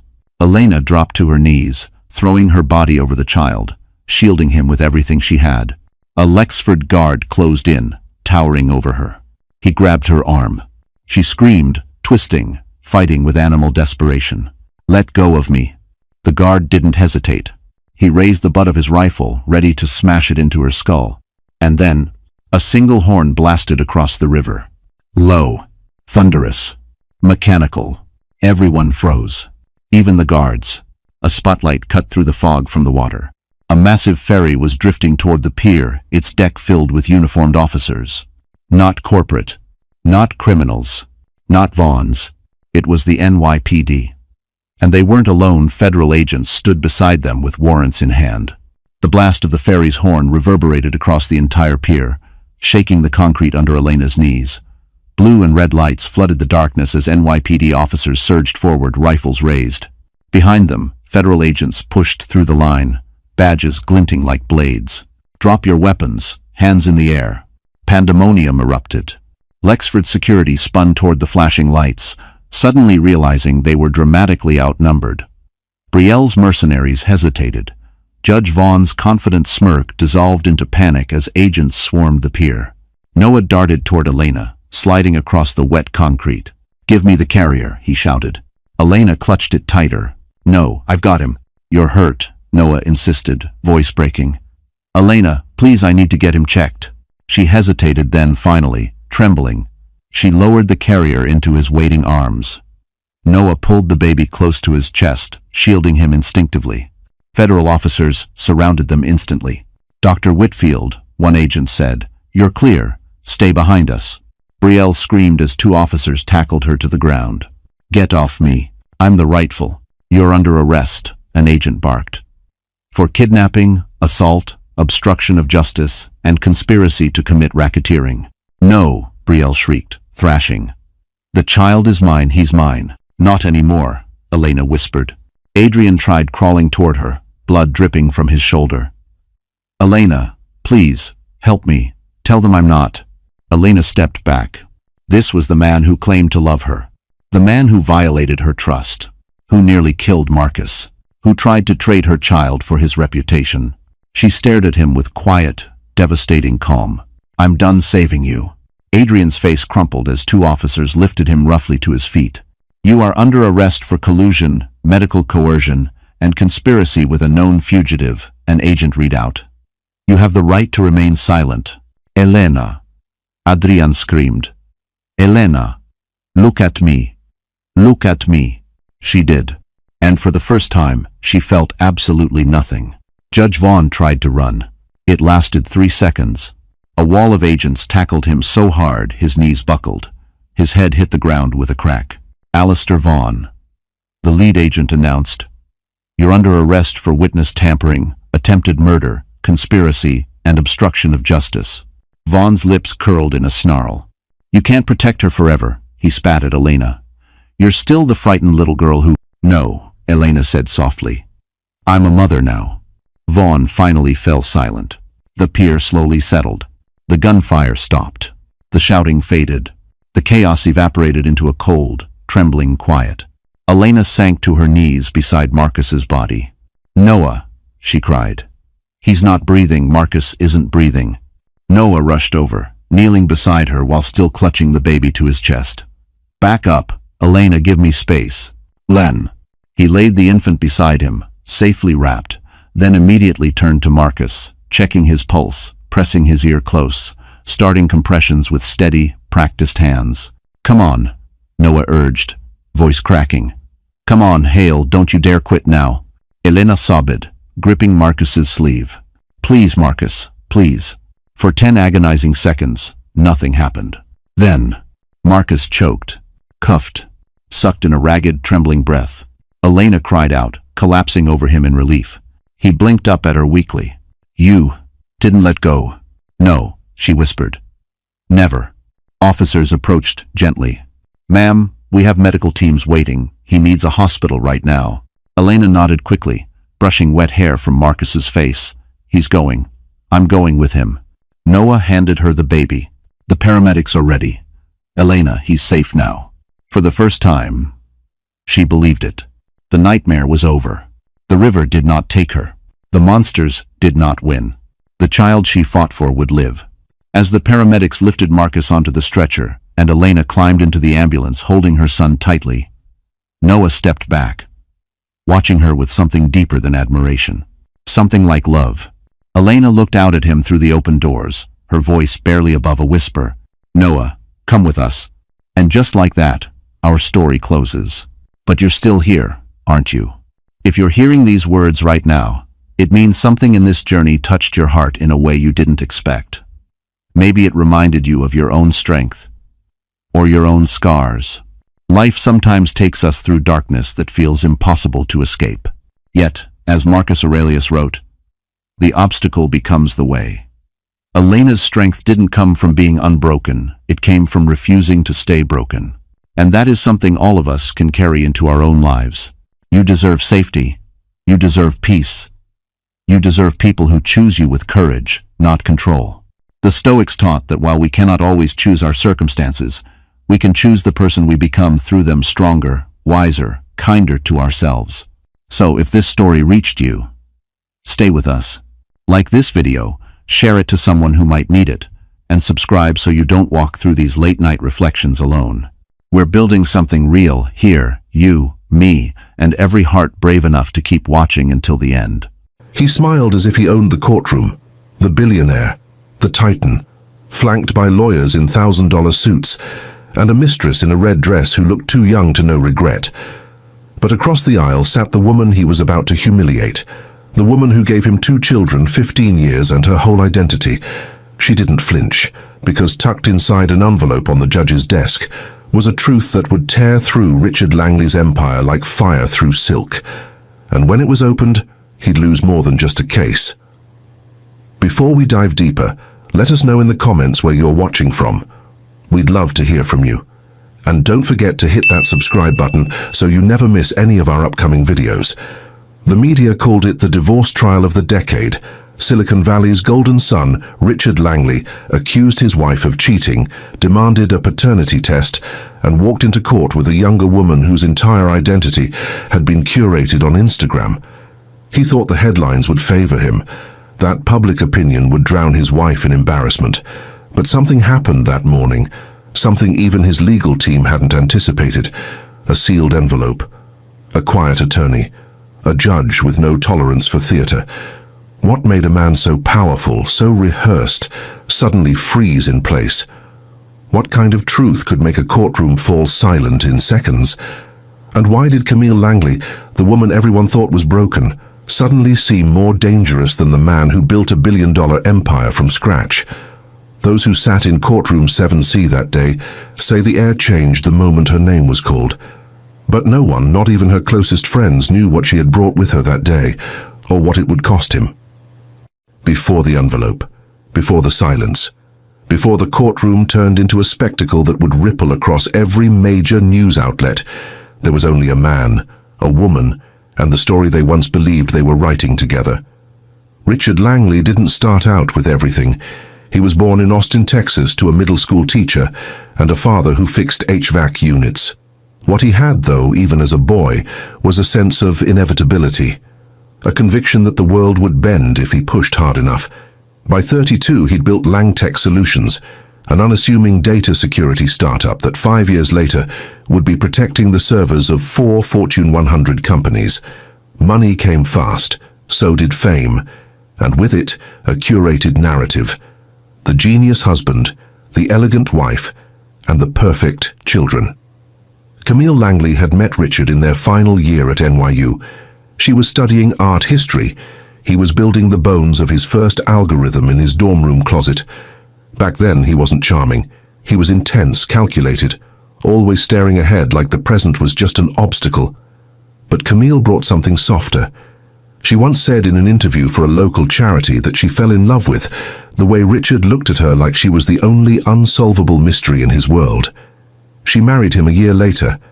They had their first child, Owen, within 2 years. and their daughter Bella arrived shortly after. She gave up the gallery she had just launched, stopped taking clients, and poured everything she had into their growing family. To the world, it looked effortless. But within the walls of their Lake Tahoe estate, Camille's life had begun to hollow. Richard was always gone. Meetings, conferences, board retreats. Camille started attending events alone, quiet, composed, smiling beside the other tech wives who knew the script by heart. And then came Isla Harper, blonde, 26. A PR intern with no last name anyone could pronounce until she wrapped it in designer silk and sat on Richard's arm like she'd always belonged there. Camille first saw them together at the Langtech Winter Gala, not holding hands, not kissing, just a look. A moment between two people who had crossed a line they wouldn't speak about yet, but one Camille recognized instantly. She didn't confront him. She didn't cry. Instead, she did something Richard would never expect. She paid attention. Every password he changed. Every late-night call that went longer than 10 minutes. Every bottle of wine charged to their Amex in hotels he wasn't supposed to be staying in. She waited, and she watched, until one night she noticed something odd. Isla was pregnant. The girl who had once said she wasn't the maternal type was suddenly posting quotes about motherhood and fate. Richard didn't deny it. In fact, he began telling people he would finally have a son who looked like him. That's when the real betrayal began. He filed for divorce within a month and demanded a paternity test for Owen and Bella. Camille didn't speak to the press. She didn't even tell her parents. She simply called a lawyer. Then she called a lab. And then she wrote a letter to the judge and attached 2 sealed envelopes, one with answers, the other with insurance. Because Richard Langley didn't just want out of the marriage, he wanted to erase her from his narrative. And Camille. She had no intention of letting that happen. Richard Langley was the kind of man headlines were built for. Brilliant, calculated, charismatic enough to command a room without ever raising his voice. By 40, he was a billionaire with his own line of fragrance, a charitable foundation, and a Forbes cover that called him the Data King. But long before the tailored suits and private jets, Richard had been a hungry coder with sleepless ambition and a $2 coffee habit. Camille met him during a lecture on the philosophy of aesthetics at NYU. He didn't belong there. He admitted he only came because the computer science building had lost power that day. But he stayed for her. She was luminous, quiet, but thoughtful. A gallery intern who believed in the power of stillness, in beauty that didn't need an audience. Their first date was pizza on a park bench. Their second was at a gallery opening where Richard had no idea what he was looking at, but watched her explain each piece like she'd painted it herself. Within 6 months, they moved in together. A year later, they were married. When Langtech took off, Camille was right there beside him. She handled press events, designed his company's early branding, and was known in the Valley as the art world's tech whisperer. But after Owen was born, she stepped back. Not because he asked her to, but because she believed in the life they were building. She traded curators for carpools, exhibit halls for preschool concerts. She folded herself into the quiet, unseen labor of raising a family, trusting that love, like art, didn't need to be loud to be lasting. But after Richard's IPO, something shifted. The man who once told her she was the compass for his chaos began disappearing into boardrooms and exotic strategy summits. He became a public figure, and Camille became his shadow. Their conversations grew short, his compliments mechanical, and then, during a company retreat in the Bahamas, a new name began circulating: Isla Munro. She was young, polished, and obsessed with influence. Her social media read like a catalogue of aspiration: rooftop brunches, filtered sunsets, and cryptic captions about rising from ashes. Officially, she was a PR assistant. Unofficially, she was always within 6 feet of Richard. Camille noticed. Of course she did. She noticed the change in his cologne, the way he flinched when his phone buzzed after 10 p.m., the new password on his MacBook. When a mutual friend casually mentioned seeing Richard and Isla dining at a private chef's table, at a hotel he'd claimed was booked for investors, Camille simply smiled. She didn't argue. She didn't rage. She just went quiet. Because Camille had learned something crucial. When Richard stopped seeing her, he stopped respecting her. And that made him sloppy. Camille once told that same friend, "I'm not afraid of him leaving. I'm afraid of what he thinks he can take with him when he goes." What Richard didn't know was that while he was preparing to rewrite his future, Camille had already begun documenting the past. Every receipt, every message, every account Isla had touched. Because she knew that the man she married, the man the world adored, was capable of anything, except humility. By the time Richard Langley stopped pretending, Camille already knew. The signs were no longer subtle, no longer whispers between intuition and doubt. He had become emotionally vacant. His affection, if any remained, rationed out like corporate memos. Conversations turned clinical. Dinner became silence served in porcelain. He began pulling away, not just physically but spiritually. He'd disappear to the office for late-night meetings that had no records, leave his phone face down during breakfast, and change his wardrobe to styles he used to mock. Camille noticed charges on the credit card, designer boutiques she never stepped foot in, restaurants she hadn't been invited to, and luxury gifts shipped to addresses she didn't recognize. She said nothing, not when she found a pale pink lipstick under the driver's seat of his car, not when she saw a photo of Isla wearing the same limited edition bracelet Richard had once claimed was too tacky for Camille's taste, not even when she found a folded note tucked into her art books, a note in Isla's handwriting, written on Camille's personal stationery.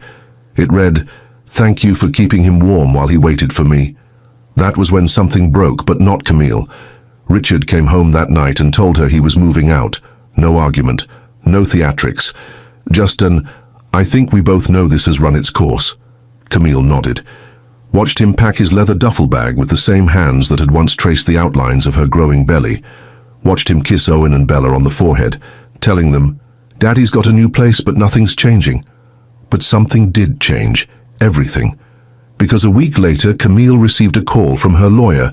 Richard had filed for divorce. But that wasn't the betrayal. In the official filings, buried between statements of irreconcilable differences and a breakdown of shared assets, Richard had added emotion. He wanted a paternity test. For both children. His claim? The children looked nothing like him. He suggested Camille had been unfaithful, that her silence was guilt, not grace. The media caught wind within days. Headlines painted Camille as the desperate ex-wife clinging to relevance, while Richard paraded Isla at charity events like a new accessory. Still, Camille said nothing. She dressed her children for school. She watered the houseplants he never noticed. She attended mediation sessions without missing a breath. And when her attorney handed her the court's notice of the paternity hearing, Camille did something no one expected. She smiled, not bitterly, not in anger, but with the calm of a woman who already knew the outcome. Because while Richard had been rewriting the narrative, Camille had been collecting proof, not just of her children's truth, but of his. On the day of the hearing, as Richard submitted his request for DNA testing, Camille stood and addressed the judge. She had no objections to the test. In fact, she insisted it be done. But she also asked that a second set of tests be submitted, sealed, verified, and notarized by an independent lab. Tests she had paid for, quietly, months earlier. The courtroom paused. Richard looked up for the first time in 20 minutes. His eyes narrowed, but Camille didn't look at him. She just handed her envelope to the clerk and returned to her seat. That moment, small as it was, changed everything. Because the truth wasn't a mystery. It was already in the room, resting on the bench beside her, waiting to be opened. The courtroom was just the stage, the real work. The meticulous unraveling of Richard Langley's carefully curated image began behind closed doors, in silence, without press conferences or public statements. Camille Langley didn't fight back with insults. She fought back with evidence. A week after the paternity hearing was set, she retained a private genetic lab out of Seattle, reputable, discreet, and with no ties to Richard's vast network of influence. The tests were processed, triple verified, sealed under chain of custody. There would be no question of tampering. At the same time, her attorney, quietly but effectively, began pulling Richard's financial records. The findings were staggering. Over 1.2 million had been funneled into accounts tied to Isla Monroe. Not directly. That would have been too easy. But Camille's attorney traced the deposits through LLCs, fake consulting invoices, and offshore shells. All of it tied to image consulting, social media branding, and other euphemisms for the lifestyle Isla was enjoying on Richard's dime. A paper trail, dressed in couture. As this investigation deepened, the story broke. First, it was a blog post, gossip column-level speculation that Richard Langley's marriage had imploded and that his children might not be biologically his. Within hours, TMZ picked it up. Then it was the Post, then the Times. Overnight, Camille's quiet world was lit under a spotlight she never asked for. Paparazzi staked out her kids' school. Helicopters hovered over the estate she hadn't left in days. Friends stopped texting. Acquaintances stopped speaking. But Camille stayed silent. Not a single interview. Not even a statement from her legal team. Richard, on the other hand, had a strategy. His PR team launched a full-scale offensive. They painted Camille as unstable, a woman with documented emotional imbalances. They pushed anonymous leaks claiming she had once been institutionalized for postpartum depression. A lie easily disproven, but whispered just loudly enough to cause doubt. Talk show pundits debated whether she was a manipulative ex or simply overwhelmed. Some called her brave. Others called her calculated. Camille responded the only way she knew how, by focusing on what mattered: Owen and Bella. One night, in the middle of it all, Camille stood just outside her daughter's bedroom door and overheard a whisper she'd never forget. Bella, 7 years old, looked up at her older brother and asked, "Am I still Daddy's favorite, if he's not our real daddy?" The words hit her like a crash with no sound. That was the moment the war became something else. This wasn't about salvaging her dignity. It wasn't about revenge. This was about protecting her children from the kind of man who would rather erase them than admit to his own shame. Camille didn't cry. She kissed Bella goodnight. Then she went downstairs and opened the file her attorney had labeled Phase 2. It contained everything: receipts, deposits, Isla's travel logs, and most importantly, the sealed envelope with a second DNA report, the one no one outside the lab had seen. She stared at it for a long time, not because she feared what it might say, but because she already knew, and so did Richard. He just hadn't figured it out yet. The morning of the final hearing, the courtroom was already full before the clerk unlocked the doors. Spectators, press, bloggers, legal analysts, everyone wanted a front-row seat to watch Richard Langley dismantle the woman he once called the heart of his empire.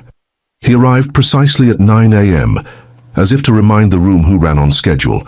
He was dressed in a perfectly pressed navy suit, a silver tie pin catching the morning light, flanked by a wall of celebrity attorneys, and at his side Isla Monroe, smiling, poised, clutching a designer handbag that likely cost more than Camille's entire wardrobe. They walked in like royalty, like conquerors, ready to take back what they believed had been stolen. But it wasn't a coronation, it was a reckoning. Camille entered 5 minutes later, alone, no entourage, no stylist, just a tailored navy blue dress, simple pearl earrings, and a small black folder clutched tightly in her hands. She didn't look at Richard. She didn't need to. She moved with the quiet confidence of someone who had already read the ending. The judge wasted no time. He acknowledged both parties, outlined the motions, and then lifted the first envelope, the one Richard had insisted upon, the paternity test. The courtroom seemed to hold its breath as he read. Owen Langley, 99.99% probability of paternity. Bella Langley, 99.99% probability of paternity.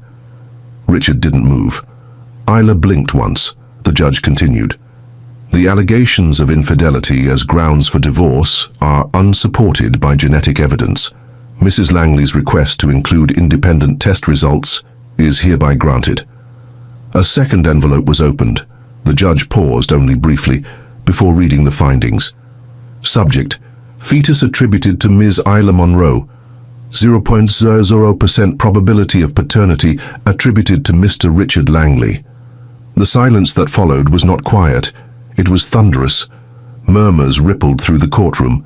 Isla's face turned pale, her hands trembling as she turned toward Richard. But he didn't look at her. He didn't touch her. He pulled his arm away slowly as if she were poison, something embarrassing that had just spilled onto his lap in public. The judge lifted his gavel, but didn't strike it yet. Instead, he looked directly at Richard and said, "This court does not exist to mediate your personal narratives, Mr. Langley. You have, however, attempted to damage reputations and defame character under the protection of this institution. As such, sanctions will be applied." He ruled in Camille's favor. Full custody, sole decision-making authority, spousal maintenance approved. And the court would be forwarding the false claims and financial inconsistencies found in discovery to the appropriate authorities. Camille nodded only once. She did not cry. She did not smile. She stood up, gathered her folder, and walked out, passing by Richard and Isla without so much as a glance.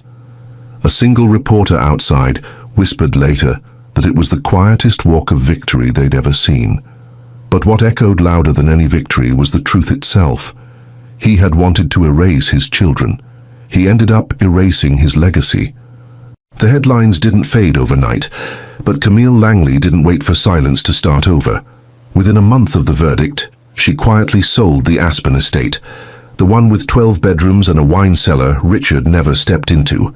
She donated half the proceeds to a legal defense fund for single mothers, women who, like her, had been outnumbered in rooms designed to intimidate them into submission. She moved back to the city she once dreamed in, back to gallery walls and stretched canvas and soft lighting that told stories no courtroom transcript ever could. She reopened her art space under her maiden name, Camille Hartwell. Her first exhibit was titled, Unclaimed, The Cost of Being Invisible. Each piece was a reflection of memory, motherhood, and survival. It sold out before opening night.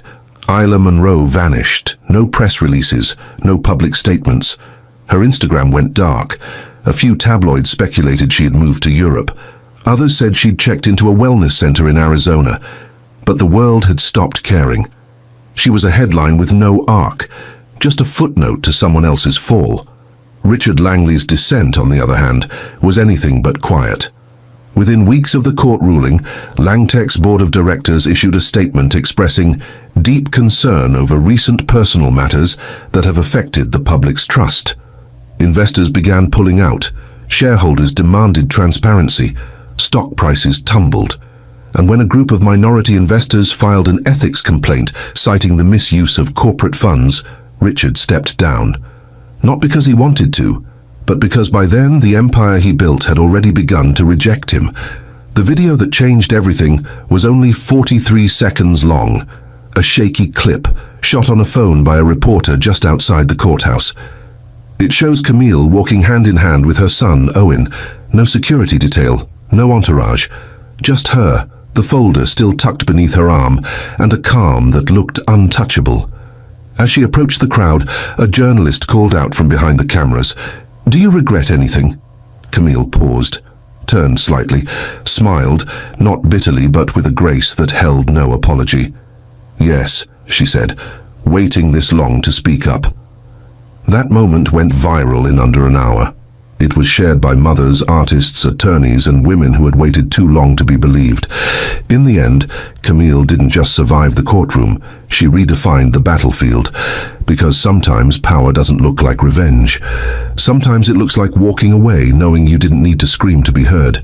You only needed to tell the truth and hand the right person the envelope. What would you have done if you were Camille? Would you have stood quietly while a man tried to rewrite your children's origin story? Would you have allowed humiliation to become your legacy? Or would you have done exactly what she did?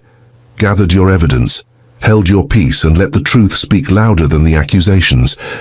Camille Langley never raised her voice. She didn't run to the press. She didn't try to outshine Richard's spotlight. She simply waited for the right moment to switch off the power. In a world that often rewards the loudest liar, she proved that calm, calculated truth can still break through. And in doing so, she protected more than just her children's names.